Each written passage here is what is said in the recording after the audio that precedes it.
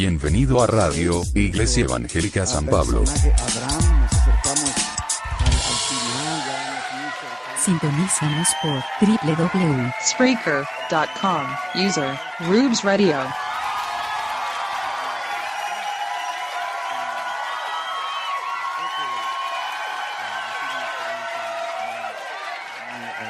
Muy bonita. El día de ayer estaba en una reunión con unos hermanos y me decían que han estado siguiendo por las redes y por los podcasts, han estado siguiendo las lecciones y que están muy satisfechos. Es que le doy gracias a Dios que aunque no estemos aquí presenciales, también a través de las redes, a través del live stream, está lanzándose el live stream ahorita, sí, ya estamos conectados. Bienvenidos a aquellos que nos están sintonizando por internet. Y yo creo que cuando hablamos de la vida cristiana, yo no sé cómo te sientas tú, pero la verdad es que yo quisiera crecer y madurar espiritualmente más rápido. ¿Tú no?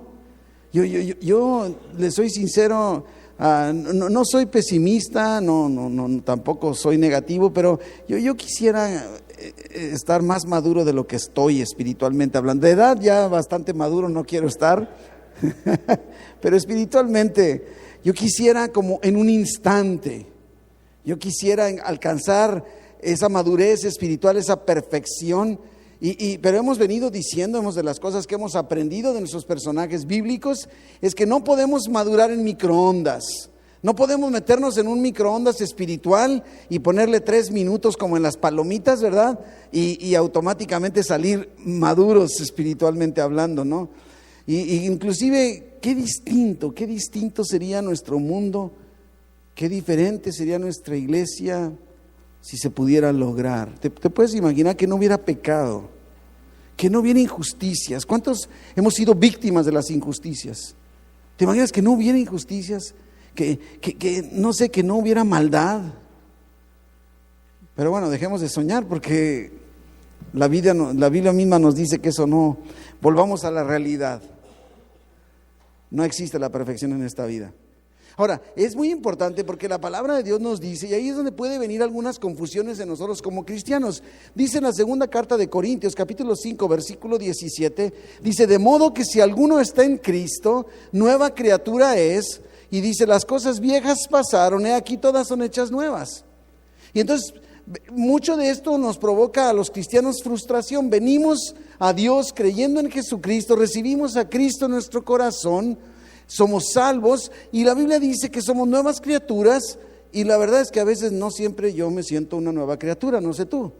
Y dices: tú sabes que de alguna manera existe dentro de mí una naturaleza que quiere portarse mal. Yo, no sé tú, yo creo que tú no, pero yo sí. O sea, hay algo que me está jalando continuamente, es una lucha, ¿sí? Una naturaleza que disfruta el pecado. Mira, mi hermano, si el pecado no fuera sabroso, no pecaríamos. ¿Sí? ¿Verdad que sí? ¿O no? O sea, hay alimentos que no me gustan y yo no los como. En cambio, los tacos que me encantan, no me tienes que forzar. Es más, los pido a gritos, ¿verdad? Entonces, es ese sentido. Inclusive el mismo apóstol Pablo, y Pablo era Pablo, Romanos 7:14, dice: porque sabemos que la ley es espiritual, dice Pablo, pero yo soy carnal. Y no de qué onda carnal, ¿verdad? No, o sea, me muevo en la carne, ¿sí? Y dice: vendido al pecado. Qué palabra tan tremenda. Y tú dices: Pablo, vendido al pecado, porque lo que hago, y yo creo que aquí todos nos podemos identificar. Dice: porque lo que hago no lo entiendo. Dice: pues no hago lo que quiero, sino lo que aborrezco, eso hago. ¿Verdad que sí? Y si lo que no quiero, esto hago, estoy aprobando que la ley es buena. De manera, dice versículo 17, que ya no soy yo quien hace aquello, sino el pecado que mora en mí. Y yo sé que en mí, esto es en mi carne, fíjese que no dice en mi espíritu, en mi carne no mora el bien.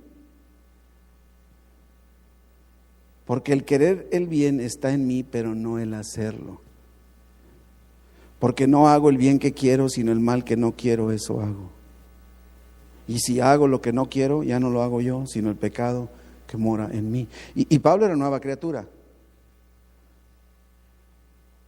Las cosas viejas habían pasado. Así que, dice versículo 21, queriendo yo hacer el bien, hallo esta ley, que el mal está en mí. ¿Por qué? Porque según el hombre interior me deleito en la ley de Dios. Nacimos de nuevo y nuestro espíritu quiere estar conectado con Dios y se deleita en las cosas de Dios. Esa es la realidad, porque está el choque. Pero veo otra ley, ahora, fíjese, ya no está dentro, sino en mis miembros. ¿Sí? En mis miembros, en mi cuerpo, en mi carne, ¿sí?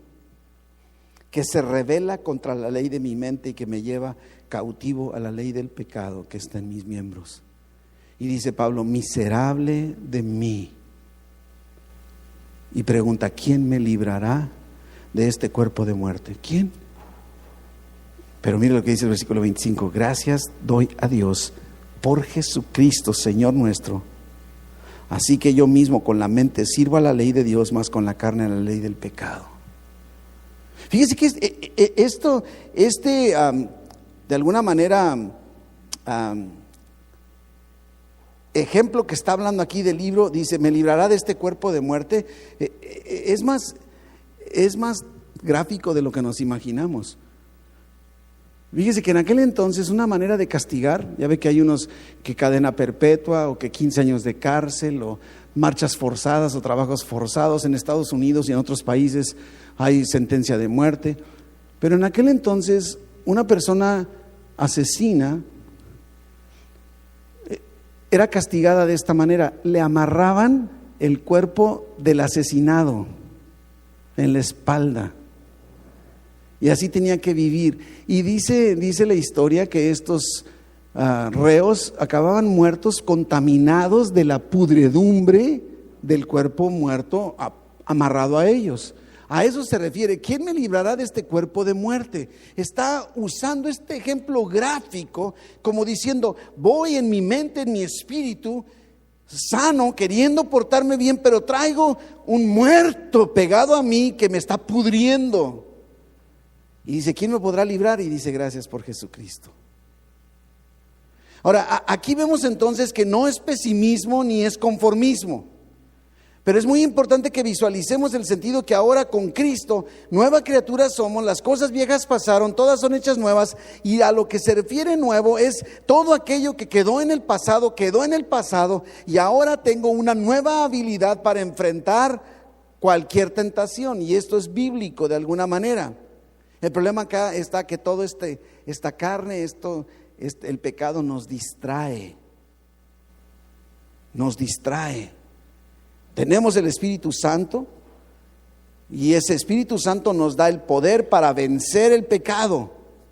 Estaba leyendo de un autor que dice, la conversión de un alma es el milagro de un momento, de un instante, pero la purificación de un santo es tarea de toda una vida. Mi hermano, tenemos que tener conciencia en esto. La madurez espiritual, la espiritualidad, la santidad, no solo es un evento instantáneo, sino es un proceso.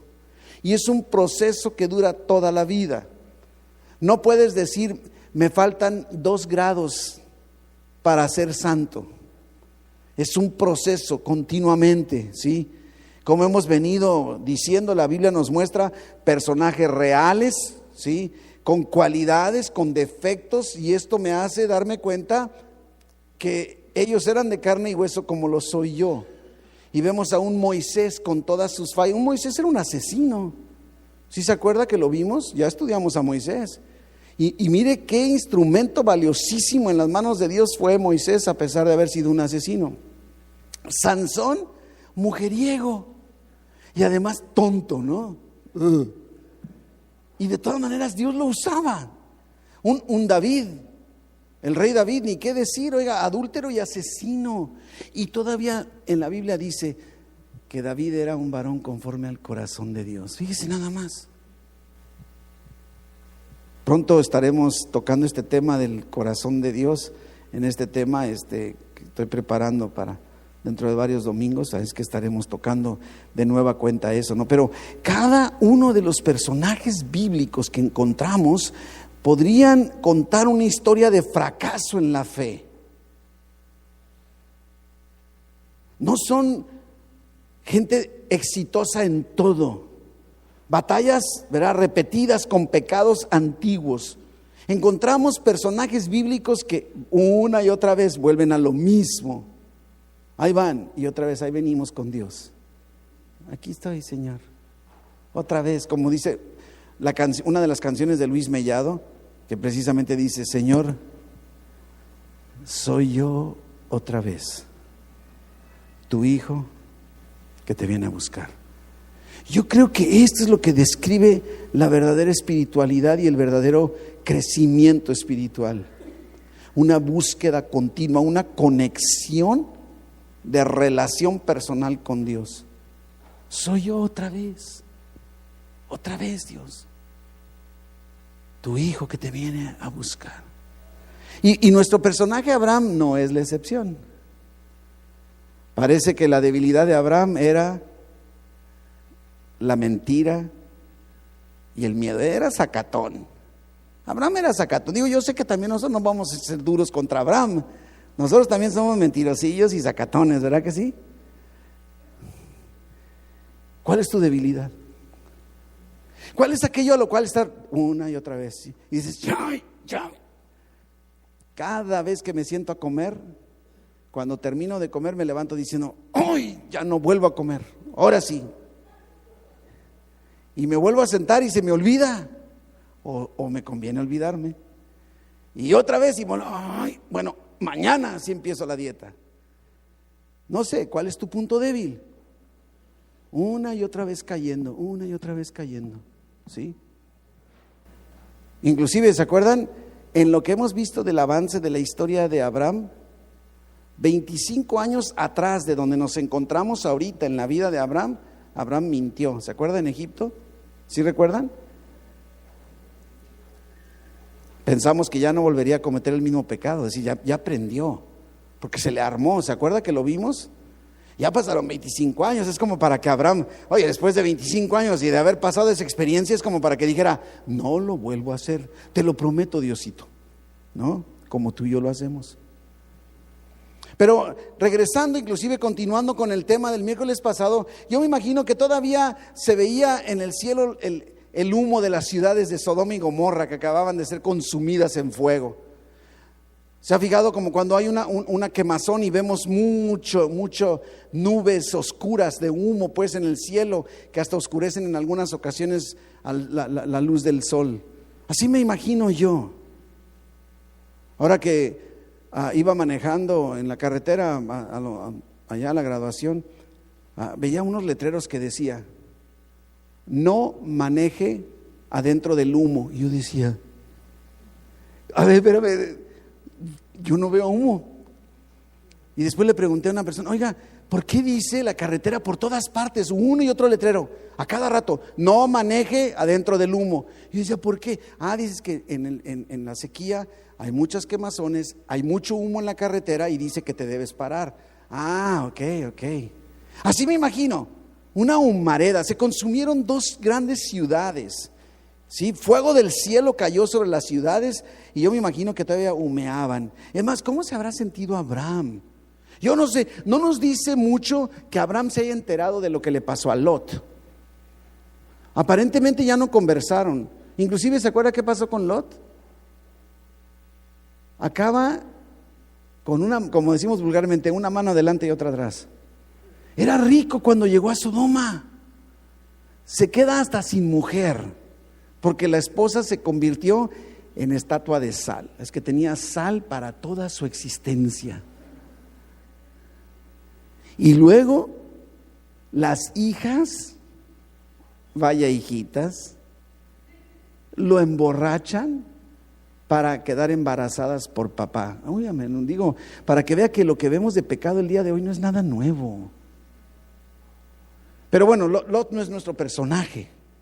Qué triste en lo que acabó todo en su vida, pero bueno, vámonos al capítulo 20 de Génesis en donde nos quedamos en el tema, y dice, de allí, ¿sí?, partió Abraham a la tierra del Negev y acampó entre Cades y Shur y habitó como forastero en Gerar. ¿Sí? Lo que hace, levanta campamentos, ¿se acuerdan? No eran casas de ladrillo, ni de material, ni de tabla roca, eran tiendas de campaña. Levanta su campamento y se va hacia el sur, va al Negev. Negev es una palabra hebrea que significa seco, árido, el desierto de Negev. Y después se movió un poquitito hacia el norte otra vez y llegó a la ciudad de Gerar, ¿sí? Y dice ahí que habitó como forastero. ¿Por qué dice eso? Mi hermano, acuérdense que Dios le dio instrucciones específicas a Abraham de cuál era la tierra prometida y cuál era la tierra que Dios le había dado. Y Abraham continúa moviéndose del lugar en donde debe estar. Ya no está en la tierra prometida, está en Gerar. Entonces, él, ahí mismo la escritura dice, vivió como forastero. ¿Por qué? Porque no está en su casa, está como turista, está de pasada, ¿verdad? Forastero. Abraham sabía que estaba en terreno enemigo y que los filisteos y los que estaban ahí en esa tierra de Gerar no eran sus paisanos, no eran sus amigos ni compañeros. Versículo 2. Y dijo Abraham de Sara, su mujer: es mi hermana. Ay, Abraham, ¿dónde he oído eso? 25 años atrás Abraham había hecho lo mismo y sigue lo mismo. Qué triste es que pasen años en tu vida, en la mía, y nada cambie. Yo creo que es triste, es lo que me entristece a mí. Es mi hermana. Y lo mismo, haga de cuenta, la historia se está repitiendo. Y Abimelec, el rey de Gerar, envió y dijo: esta chica es para mí. Va de nuevo. Así, Abraham, ¿no aprendiste tu lección 25 años atrás? Ahora, vemos que cuando hablaba de Egipto, hablaba de Abimelec, y ahora que habla de Gerar, habla de Abimelec. No es la misma persona. Abimelec es un título, así como faraón, presidente, rey. Eso significa, Abimelec viene de dos palabras hebreas, Ab y Melech. Ab de papá y Melech de rey. Así que Abimelec es un título que significa, por ejemplo, Melech es mi papá, o de alguna manera mi papá es rey. Ahora, me impresiona a Sara, yo sigo, ¿se acuerda? Si a los 75 años, o cuántos tenía Sara, como 70 años, la mujer era una guapura en Egipto. Oiga, ahora Sara tiene 90 años. Y el rey dice: échenmela para acá. Oiga, a los 90 años, Dios santo. Dios, ¿lo logras ver? O sea, a esa edad, 90 años, y sigue siendo atractiva. Y te digo, mujer, qué importante es que sin importar tu edad ni tus recursos, siempre luzcas atractiva. Y no me refiero a la sensualidad, porque ahora se confunde ser atractiva con sensual. Y tristemente la mujer ahora tiene que recurrir a sensualidad en su vestimenta para ser atractiva. Y debemos tener mucho cuidado, ¿no? Pero qué importante. Y de alguna forma, una vez más, así como había pasado en Egipto, Sara es reclutada para ser preparada a llegar a ser parte del harem del rey. Las llevaban y las preparaban. ¿Se acuerda como con Esther? Y que baños de perfumes y de cremas y de leches y de no sé qué, listas para... Pero no contaban con la acción de Dios. Versículo 3, Génesis 23. Pero Dios, se fija qué bonito, pero, esto está pasando, pero, ese pero cambia todo. Pero Dios vino a Abimelec en sueños de noche.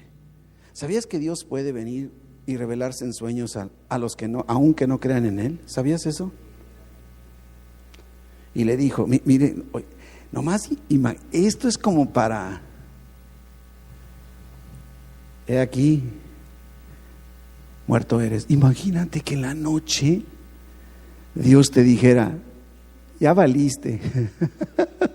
Bueno, esa palabra no debo usarla, ¿verdad? Porque, bueno, te vas a morir. Pero muerto eres a causa de la mujer que has tomado, la cual es casada con marido.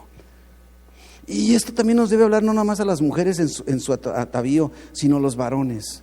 ¿Cómo debemos ser prudentes? Me da mucha tristeza cuando varones tienen un trato hacia las mujeres que va más allá de la decencia, más allá del respeto, y peor cuando son casadas. Debemos tener mucho cuidado.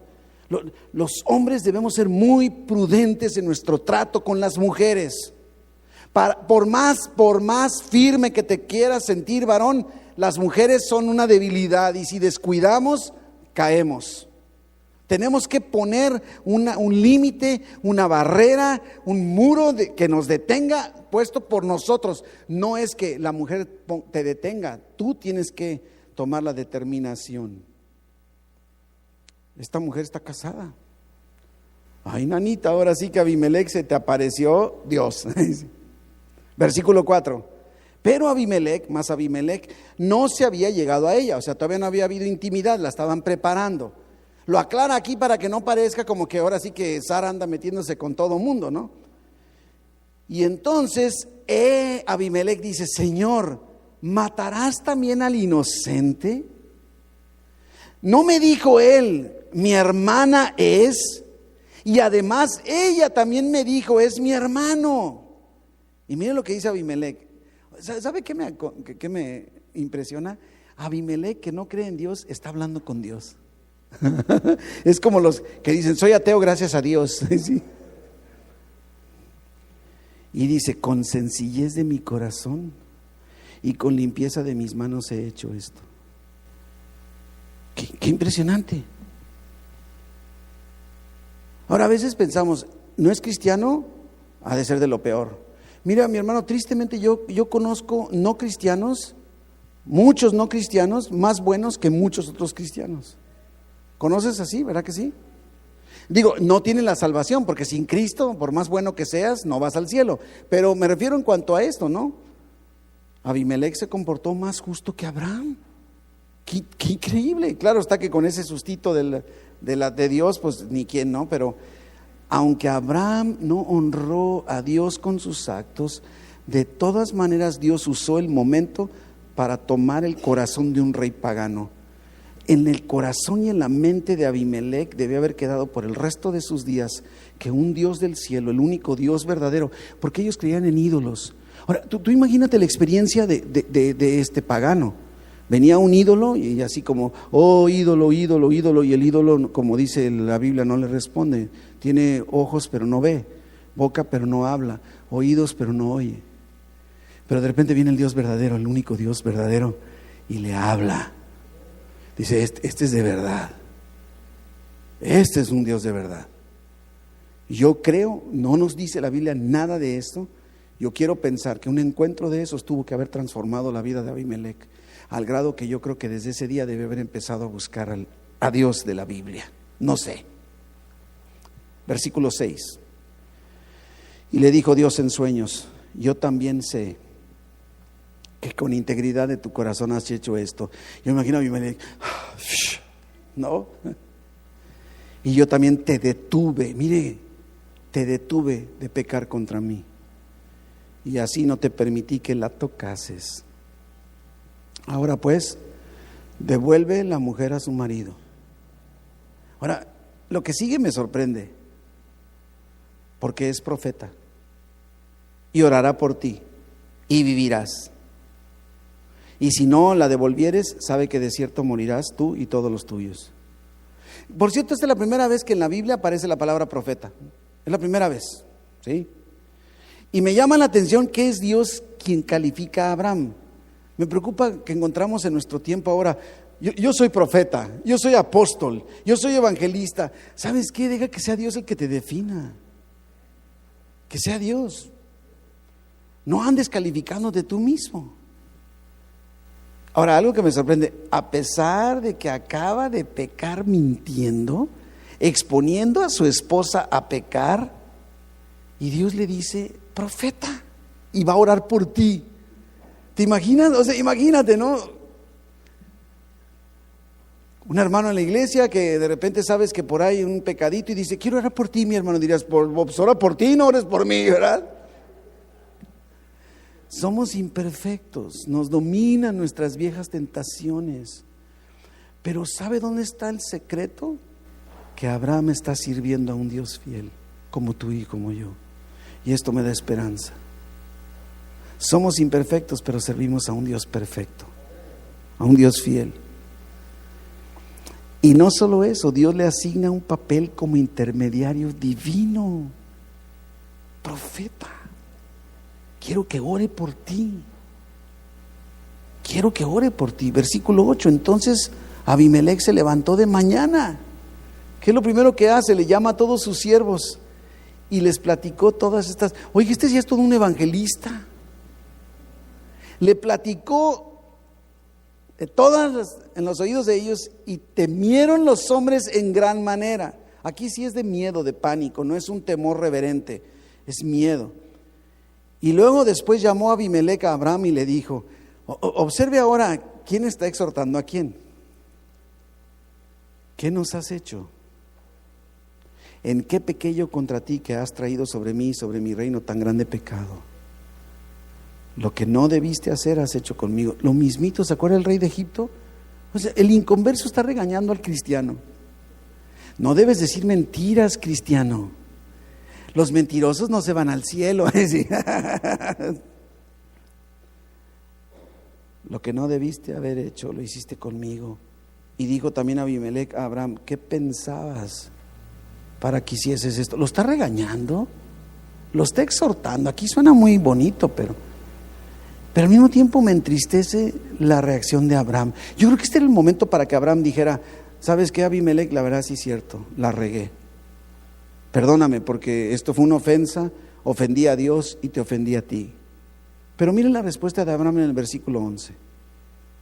Abraham le responde, porque dije para mí, ciertamente no hay temor de Dios en este lugar y me matarán por causa de mi mujer y a la verdad también es mi hermana. Estoy diciendo una verdad a medias. No hay arrepentimiento en Abraham, esto es lo que a mí me duele. Pero no lo descalifica en el plan divino.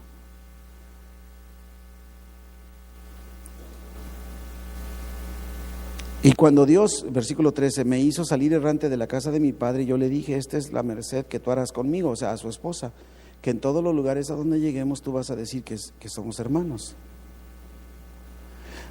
Ahora, lo está medio ofendiendo Abraham a Abimelech. Dice, ustedes son unos bola de inmorales. Yo soy mentiroso, pero ustedes son inmorales. A veces nos volvemos, ¿no te has fijado que a veces como cristianos somos juiciosos? Juzgamos al mundo allá afuera. Ellos nos juzgan, sí, pero nosotros también andamos juzgando. ¿Qué puedes esperar de un mundo sin Cristo? Y aquí es lo que está.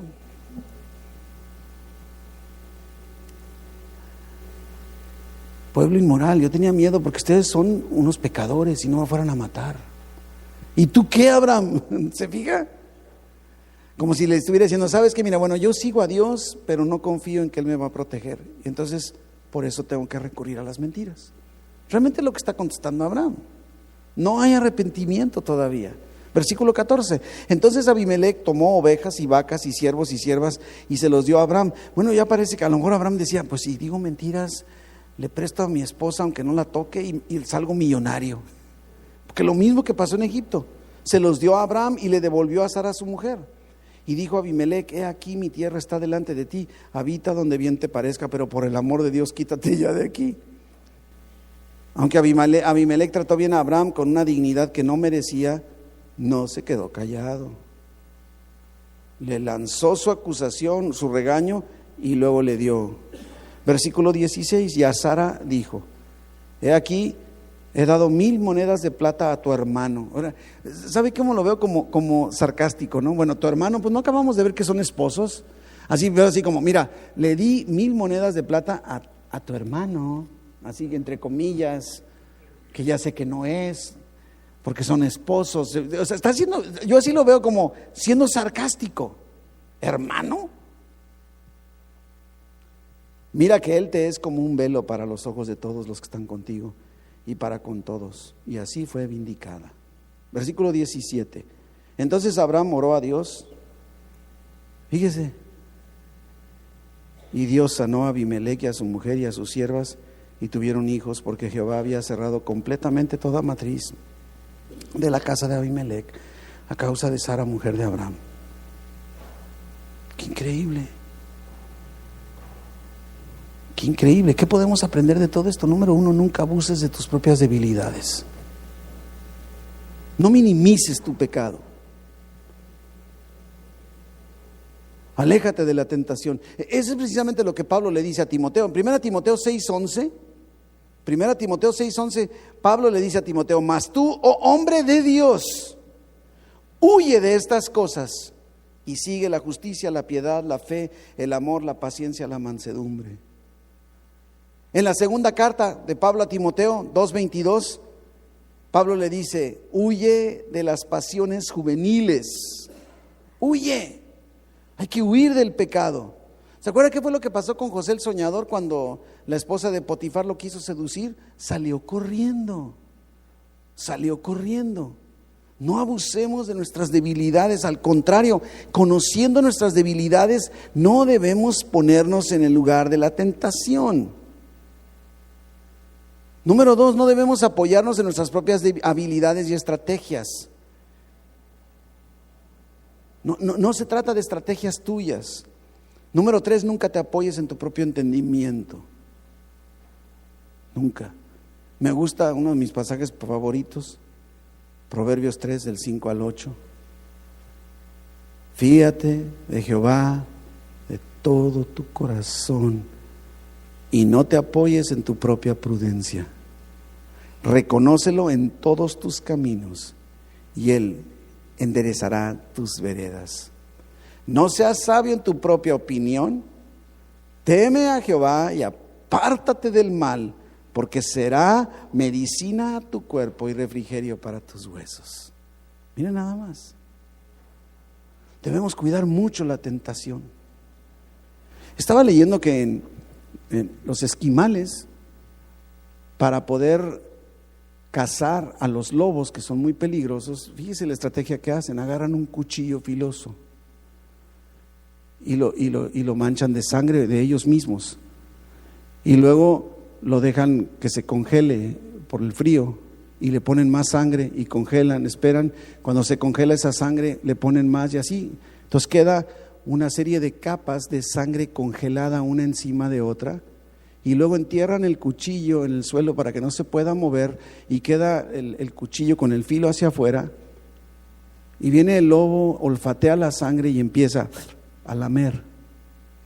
Está lamiendo sangre congelada, su lengua pierde la sensibilidad, nunca se da cuenta cuando se acaba la sangre y está lamiendo el cuchillo y se está desangrando y sigue probando su propia sangre, saboreando su propia sangre y no se detiene. Y el esquimal al día siguiente temprano en la mañana sale y el lobo está muerto, lo agarra, lo cocina y agarra la piel. Yo creo que así es como la tentación. Estamos lamiendo y para cuando menos nos damos cuenta ya caímos.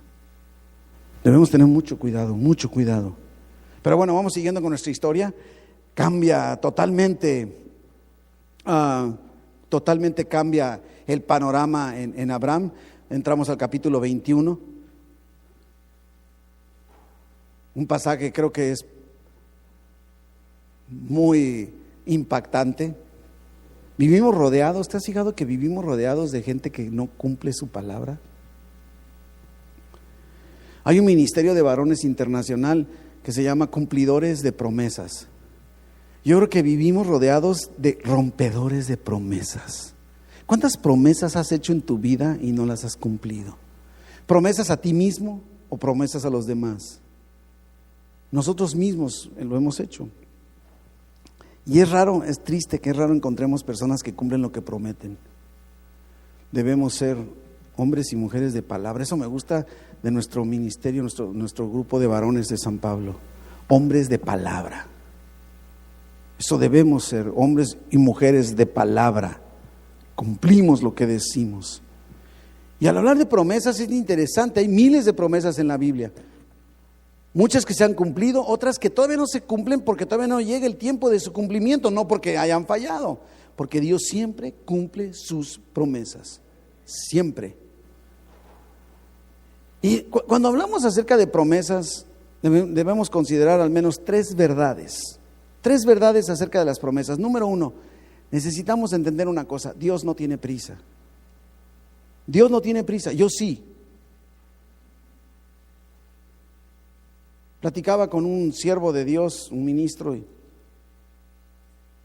y él comentaba que precisamente una manera de acordarse de que Dios no tiene prisa, dice que cuando empezaba a acercarse a Dios en oración para pedirle algo, dice: me quito mi reloj para recordarme que Dios no se mueve bajo mi reloj, sino bajo el reloj suyo.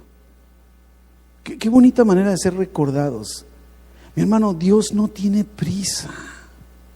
Dios no anda a las carreras, no usa reloj. El tiempo de Dios está en la eternidad. En la eternidad. Y nuestra tendencia no es pensar que si es que va a llegar el cumplimiento. Más bien estamos más interesados es cuándo. Es cuándo. Nos interesa más cuándo. Como diciendo, si te apuras y cumples te creo, y si no, pues está por verse. Estamos más interesados en el cuándo. Pero la otra verdad, número dos, Dios nunca olvida sus promesas. Nunca. Nunca, nunca. Dios es cumplidor de promesas. No tiene prisa, pero cumple. Y las promesas que Dios hace en la Biblia debemos tener mucho cuidado. ¿Se acuerda que hace poco vimos promesas condicionadas e incondicionadas, ¿no? Debemos tener mucho cuidado porque hay promesas y no podemos separarlas de su contexto. ¿A quién fue dirigida la promesa? Porque a veces siento que agarramos promesas y no todas son universales, no todas las promesas son para todos. Debemos preguntarnos con quién está hablando, en qué circunstancias se hace la promesa. ¿Es universal o solo para una persona? Porque las promesas universales hay que reclamarlas, claro que sí. Por ejemplo, ¿se acuerdan Mateo 11:28 que dice Jesucristo? Venid a mí, todos los que están trabajados y cargados, que yo os haré descansar. Esa es universal, reclámala. Juan 3:36, el que cree en el Hijo tiene la vida eterna, pero el que rehúsa creer en el Hijo no verá la vida, sino que la ira de Dios está sobre él. Reclámala. Dice el que cree, o sea, el que crea. No está hablándole a uno solo. Pero hay otras promesas que son muy personales. Por ejemplo, en Éxodo 3:17 está diciendo Dios: he dicho que os sacaré de la aflicción de Egipto a la tierra del cananeo, del eteo, del amorreo, del fereceo, del heveo y del jebuseo, a una tierra que fluye leche y miel. Mucho cuidado. Dios no te está prometiendo que te va a llevar a ti a una tierra que fluye leche y miel. No que no pueda, no que no vaya, pero esta promesa no es para ti, no es para mí. Era para el pueblo de Dios en ese momento. ¿Se acuerda cuando Dios hace pacto con Abraham? Que le dice: vente acá afuera. Ahí en Génesis 15:5, voltea para arriba, ¿ves las estrellas? Así como no las puedes contar, así va a ser tu descendencia. Ahora imagínate que alguien tome ese pasaje y vaya con un matrimonio en donde los dos en el matrimonio tienen 90 o 99 años y le diga: Dios te va a dar descendencia, aquí lo ha prometido. Espérate, cuidado. Si me doy a entender, debemos tener mucho cuidado. Esta promesa fue para Abraham. No quiere decir que le vas a decir a una mujer que va a tener un hijo en su vejez. Debemos tener mucho cuidado. Y entonces, ¿a qué me refiero en promesas? Bueno, vámonos ahí al capítulo 21, versículo 1 en adelante, y dice que visitó Jehová a Sara. Ahora, ¿sabe qué me gusta lo que dice?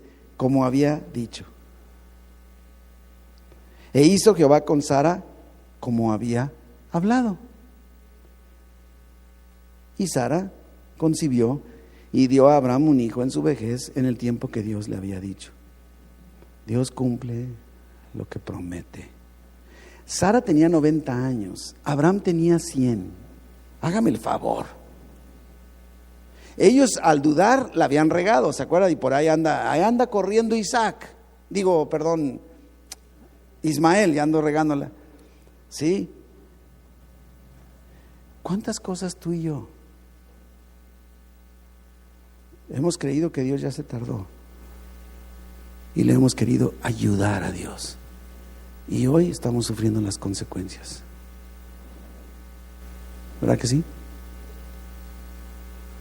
Platicaba yo con un varón ahora en la ciudad de Tulsa, en Oklahoma, y hace rato compartía la misma ilustración con un varón de aquí de nuestra iglesia.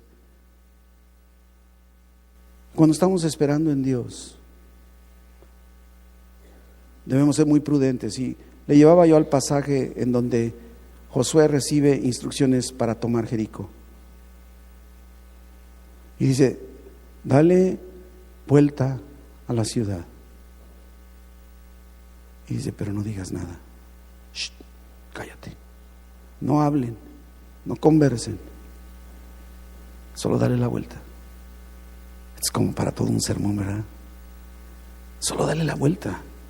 Dale la vuelta a tu problema en espera del cumplimiento de la promesa, pero cállate la boca. Y no andes comprometiendo tus acciones ni diciendo cosas que no debes decir. Dale vuelta y al día siguiente dale otra vuelta. Y sigue dando vueltas en silencio hasta que Dios decida cumplir lo que te ha prometido. Es muy importante que no perdamos este enfoque. Tal y como Dios lo había dicho, se cumplió en el tiempo que Dios le había dicho. Me recuerda mucho este pasaje hermosísimo de Gálatas 4:4, que dice, pero cuando vino el cumplimiento del tiempo. No es cuando, no sé, ya no podían soportar más. Dios actúa con un propósito, en un plan, en un reloj, un calendario divino. Cuando vino el cumplimiento del tiempo, Dios envió a Jesucristo. Ni antes ni después. No le corre prisa, no anda a las carreras. Todo lo que acontece es en el tiempo de Dios. Dios es soberano. Ahora, lógicamente, soberanía, podrías decir, bueno, entonces, ¿qué quiere decir? Que todo lo que me está pasando, cuidado, porque la soberanía de Dios, inclusive hay algunos que hablan de la voluntad de Dios o soberanía permisible. Un ejemplo, en 1 Timoteo capítulo 2 dice que Dios quiere que todos los hombres sean salvos. Y yo te pregunto, ¿todos los hombres y las mujeres son salvos? Pero Dios quiere. Es su deseo. Hay una soberanía de deseo de Dios en donde dice, mi propia soberanía, dice Dios, te la voy a ejercer al darte la libertad de decidir. El libre albedrío. ¡Qué increíble! Dios, podríamos decir que en algunas cosas, no en todo, condiciona su soberanía a que tú decidas. Y tan es así que vemos gente que decide no recibir a Jesucristo, no poner su fe en Dios, y muchos se están yendo al infierno por ello. No es porque Dios quiere, sino porque Dios les ha dado la libertad de decidir. Y muchas cosas Dios nos da la libertad de decidir. Y después decimos, es que si Dios lo permitió. No, mira, tú te lo buscaste. Tú te lo buscaste, ¿no? Versículo 3. Y llamó a Abraham el nombre de su hijo que le nació, que le dio a luz Sara. ¿Sabe qué me llama la atención? Que está siendo bien específico. Ya no fue cualquier hijo, no fue de cualquier mujer, no fue de una sierva, fue el hijo de Sara. Fíjese cómo hasta está como repetido el nombre de su hijo que le nació, o sea, le nació a él y de Sara. Se fija como no hay pierde aquí, está bien claro, le llamó Isaac. Isaac significa él ríe. ¿Se acuerdan que Abraham primero se rió y después, unos años después, Sara también? Y le ponen eso, risa, el que ríe. Como que Abraham y Sara están entendiendo. Ahora sí podían reír. ¿No te ha pasado a veces que viene tu risa hasta que se cumple lo que Dios te prometió? Hasta que llegue el momento del cumplimiento y después dices, ¿por qué no sonreí antes? Mientras esperaba. Qué bonito es poder sonreír mientras esperamos con la certeza de que estamos en las manos de Dios. Qué bonito.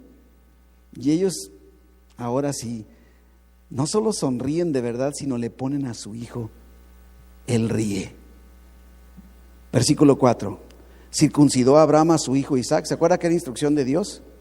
De 8 días como Dios lo había mandado. Y era Abraham de 100 años cuando nació Isaac su hijo.